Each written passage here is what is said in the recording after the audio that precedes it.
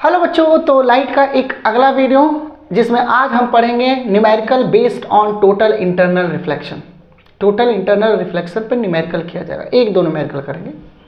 इसके पहले वाले वीडियो में हमने टोटल इंटरनल रिफ्लेक्शन पढ़ा था। टोटल इंटरनल रिफ्लेक्शन क्या होता है, ठीक है। और 2 दिन बाद आ रहा हूँ, थोड़ी बीच में तबीयत सही नहीं थी। आज थोड़ा सा मन हल्का हुआ है तो वीडियो शूट कर पा रहा हूँ। तो मेरा नाम है दिवेश, हमारा और आपका प्यारा सा चैनल मैथ्स। और स्टार्ट करते हैं आज की कहानी। अच्छा, पहले रिकेप कर लेते हैं कि लास्ट के वीडियो में हमने क्या पढ़ा था। तो लास्ट के वीडियो में हमने देखा था टोटल इंटरनल रिफ्लेक्शन। क्या होती है टोटल इंटरनल रिफ्लेक्शन? कि जब कोई रे डेंसर मीडियम से रेयरर मीडियम में जाती है, डेंसर मीडियम से रेयरर मीडियम में जाती है, वो तो नॉर्मल से दूर हो जाती है। इस केस में एंगल आई छोटा होता है आर से, आर बड़ी होती है आई से। अब धीरे धीरे आई की वैल्यू को बढ़ाएंगे तो आर की वैल्यू धीरे धीरे बढ़ने लगती है। और आई के एक पर्टिकुलर वैल्यू पर, आई के एक पर्टिकुलर वैल्यू पर जो आर होता है वो 90 डिग्री हो जाती है। तब आई के इस पर्टिकुलर वैल्यू को हम सी कहते हैं, क्रिटिकल एंगल। अच्छा, इसको जो रे इधर निकल जा रही है इसको हम कहते हैं ग्रेजिंग, ग्रेजिंग, ग्रेजिंग इमर्जेंट,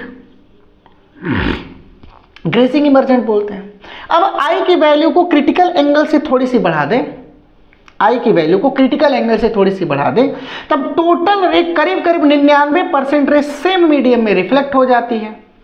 मतलब अब आई की वैल्यू को क्रिटिकल एंगल से बड़ा कर दें, मतलब आई इज ग्रेटर देन सी, तब करीब करीब पूरी की पूरी रे क्या हो जाती है, रिफ्लेक्ट हो जाती है। इस फिनोमिनन को कहते हैं total internal, total internal reflection. अच्छा, टोटल इंटरनल रिफ्लेक्शन कब होता है? जब आई इज ग्रेटर देन सी होती है। इंसिडेंट एंगल, इंसिडेंट एंगल जब क्रिटिकल एंगल से बड़ा होता है तो टोटल इंटरनल रिफ्लेक्शन होता है। ये हमने पढ़ रखा है। तो 2 बातें याद करेंगे। If I is equals to C, so क्या होगा? Grazing emergent.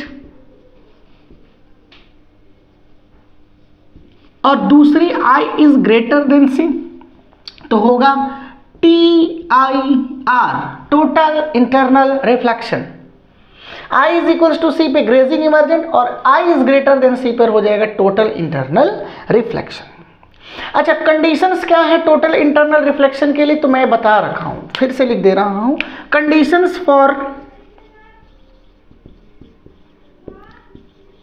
TIR, पहली बात है रे शुड बी गो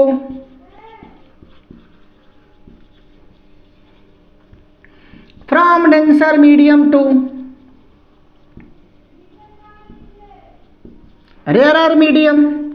रे को किधर से किधर जाना चाहिए? डेंसर मीडियम से रेयरर मीडियम में जाना चाहिए। दूसरी, i should be greater than c, angle of incidence critical angle से बड़ा होना चाहिए, तब जाकर के टोटल इंटरनल रिफ्लेक्शन होगा। ये दोनों के दोनों important. I should be greater than C and ray should be go from denser medium to rarer medium, denser medium to rarer medium, denser medium to rarer medium. तो इतनी बातें हमने बता रखा था। न्यूमेरिकल करें। अच्छा, जो क्रिटिकल एंगल होगा किसी मटेरियल के लिए, वो क्रिटिकल एंगल गिवन दैट रहता है, दिया रहता है। याद करने की कोई जरूरत नहीं कि सर क्या क्रिटिकल एंगल हम याद करेंगे? नहीं, याद करने की कोई जरूरत नहीं है। क्रिटिकल एंगल क्वेश्चन में दिया रहेगा। बोर्ड एग्जामिनेशन में अगर आ जाएगी डिटरमाइन द रे या determine the angle of deviation या पूरी तरह की कंप्लीट द रे डायग्राम और क्रिटिकल एंगल की बात करें तो क्रिटिकल एंगल उसमें दिया रहता है। आपको रटने की कोई जरूरत नहीं है, ना ही है, रटने की कोई जरूरत ना ही है। तो देखते हैं आज की क्वेश्चन नंबर 1 क्या है। क्वेश्चन नंबर 1, ये दोनों बातें याद रखेंगे। I is greater than C, total internal reflection, I is equals to C, तो ये हो जाता है ग्रेजिंग इमर्जेंट। मेरे प्यारे दोस्तों, ग्रेजिंग इमर्जेंट हो जाती है।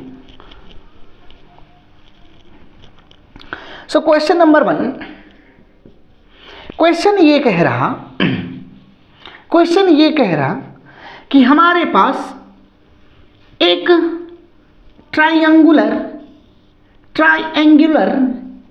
ट्राइएंगुलर ग्लास है, अच्छा, ये प्रिज्म भी बोल सकते हो, ट्रायंगुलर ग्लास प्रिज्म भी बोल सकते हो, लेकिन अभी प्रिज्म हालांकि मैं पढ़ाया नहीं हूँ तो हम प्रिज्म नहीं बोलेंगे, बस इतना बोलेंगे ये ट्रायंगुलर ग्लास है।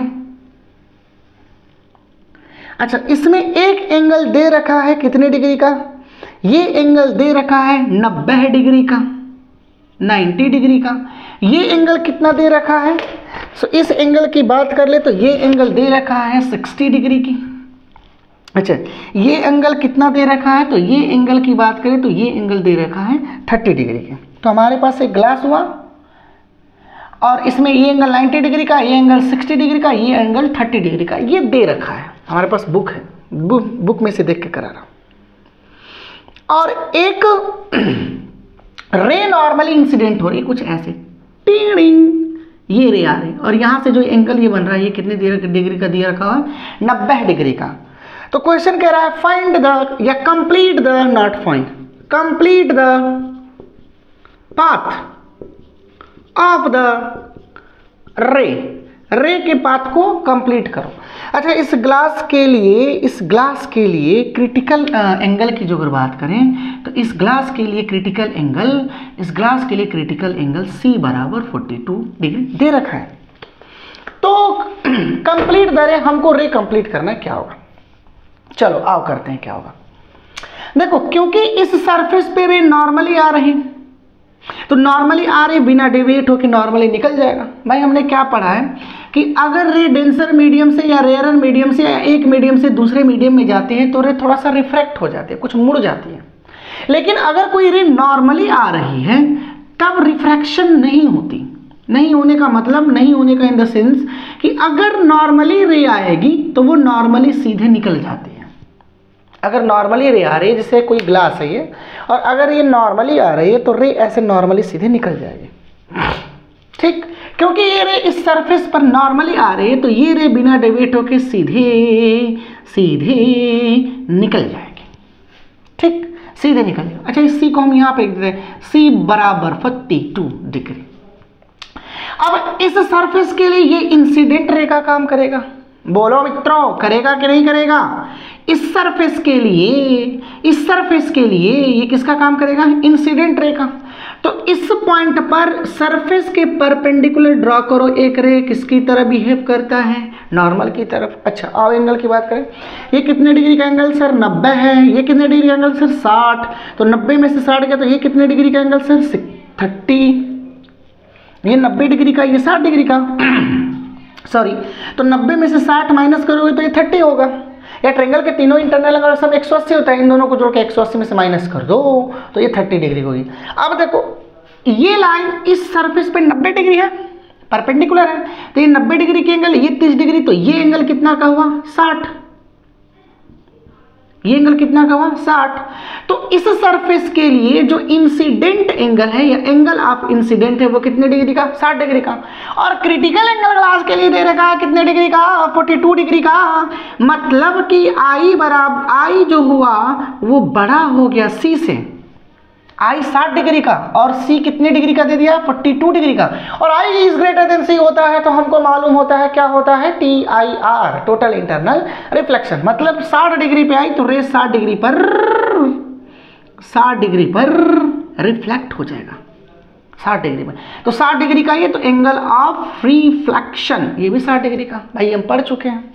अच्छा, अब इस सरफेस के लिए ये इंसिडेंट रे हुआ। देखो, इस सरफेस के लिए ये इंसिडेंट रे, इस सरफेस के लिए ये इंसिडेंट रे, और इस सरफेस के लिए ये इंसिडेंट रे। अब जिस पॉइंट पर इंसिडेंट हो रहा है उस पॉइंट पर ड्रा करेंगे हम एक नॉर्मल, ड्रॉ कर दे एक नॉर्मल, टंग डंग डंग डंग डंग डंग डंग, एक नॉर्मल ड्रॉ कर देंगे। अच्छा, ये कितने डिग्री का, 60। ये कितने डिग्री का, 30, क्योंकि ये टोटल 90। तो 90 में से 60 माइनस करो, 30। ये 90, ये 30, 90 में से 30 गया तो ये कितने डिग्री का, 60। ये 60, तो ये कितने डिग्री का सर, 30 डिग्री का। ये टोटल 90, 90 में से 60 माइनस करो तो कितने डिग्री का होती है। अच्छा, दूसरी तरीके से समझने का इसको एक और तरीके से समझ सकते हैं। इस लाइन को आगे बढ़ाओ, ट्यूं, इस लाइन को आगे बढ़ाओ, ट्यूं। ये कितने डिग्री का, 60। ये कितने डिग्री का, 90। 90 में से 60 माइनस करो तो कितने डिग्री का, 30 डिग्री। अच्छा, इस सरफेस के लिए एंगल ऑफ इंसिडेंट कितना हुआ 30 डिग्री, क्रिटिकल एंगल कितना हुआ 42 डिग्री। तो I इज लेस देन, और I अगर छोटा है C से तब होती है रिफ्रैक्शन, I बराबर होता है C के तो ग्रेजिंग इमर्जेंट, I बड़ा होता है तो टोटल इंटरनल रिफ्लेक्शन, I अगर छोटा हुआ C से तो रिफ्रैक्शन। मतलब रे अब इधर आएगा तो डेंसर से रेयर में जा रही तो रे नॉर्मल से थोड़ा सा कुछ दूर बेंड कर देगा। तो ये हमारा हुआ पथ,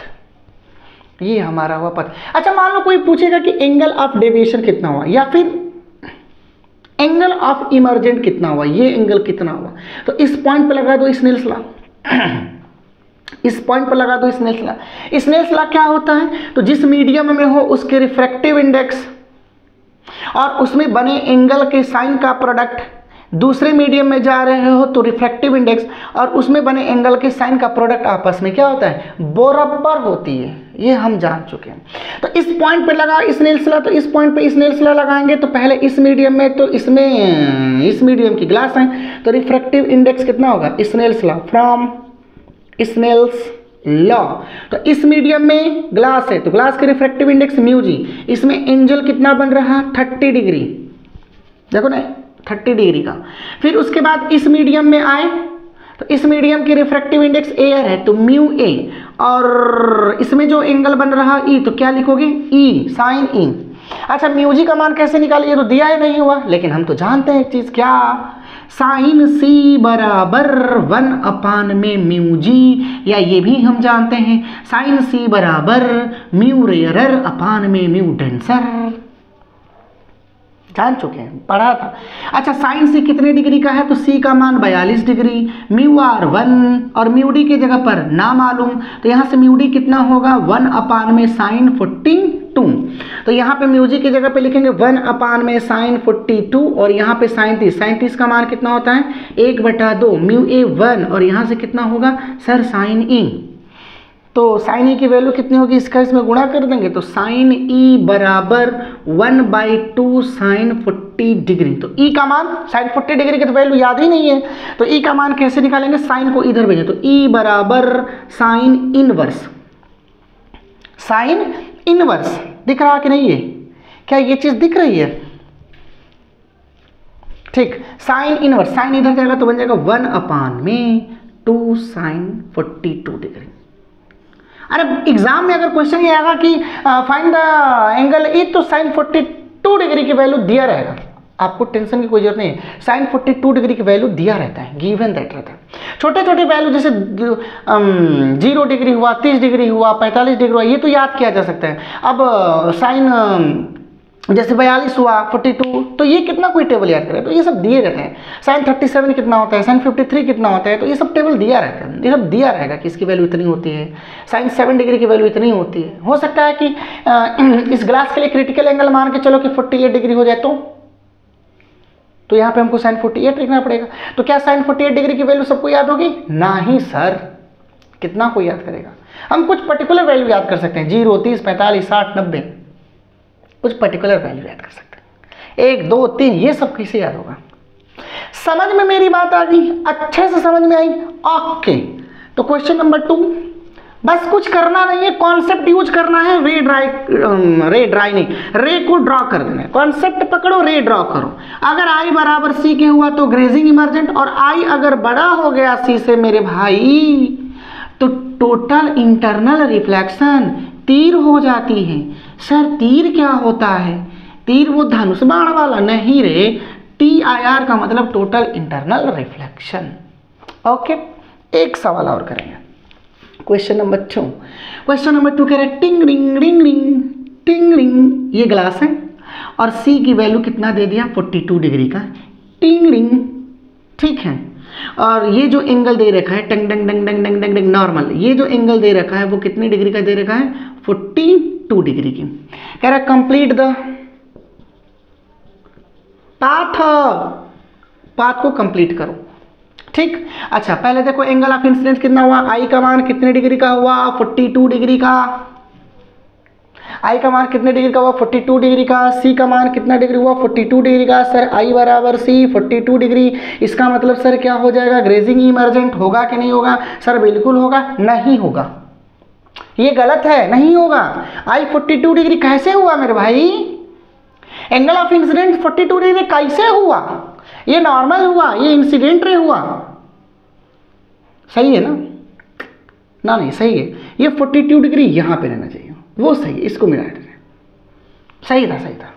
अब अगर इसकी बात करें कि एंगल ऑफ इंसिडेंट, गलती हो गई, हाँ गलती हो गई, ये 42 डिग्री की, अब जरा बताओ क्या आई 42 डिग्री का है? अब आई 42 डिग्री की नहीं है। अच्छा ये नॉर्मल, ये इंसिडेंट रे, तो आई की वैल्यू कितना होगा 90 माइनस 42, तो आई बराबर कितना होगा 48। हाँ भाई गलती हो गई, मान लेते गलती हो गई। अच्छा आई क्या होता है नॉर्मल के साथ, इंसिडेंट रे नॉर्मल के साथ जो एंगल बनाता है, इंसिडेंट रे नॉर्मल, तो इंसिडेंट रे नॉर्मल के साथ जो एंगल बनाता है वो आई होता है। तो यहाँ पे आई की वैल्यू कितनी डिग्री 48 डिग्री, और सी की वैल्यू कितनी डिग्री 42 डिग्री, तो आई इज ग्रेटर देन सी। और जब I ग्रेटर देन C होता है तो होता है TIR, यानी 48 डिग्री पर इंसिडेंट हो रहा तो 48 डिग्री पे टीनिंग रिफ्लेक्ट भी हो जाएगा।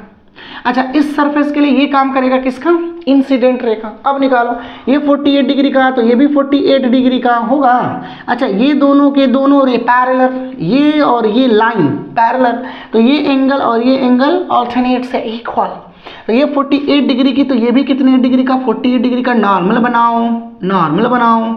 अच्छा ये टोटल 90, ये 48, तो ये कितने डिग्री का 42 डिग्री का, और यहाँ पे आई का मान सी के बराबर है 42 और सी 42, यानी अब हो जाएगा ग्रेजिंग इमर्जेंट, यानी रे इसी पर वापस निकल जाएगी, रे इसी पर वापस निकल जाएगी।